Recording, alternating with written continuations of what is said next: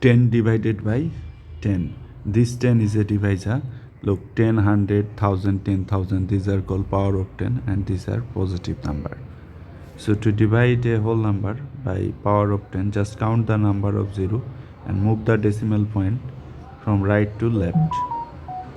Okay, so here power of 10 has 1 0, so decimal point will be moved one places from right to left. Since this is a whole number, so decimal point first will appear here, then move one places here. So decimal will come here, 1 decimal point 0. So 1.0 is our answer. 1.0 means 1. So our answer is 1. Actually, if you divide a number by the same number, then always you will get 1 as a quotient or result.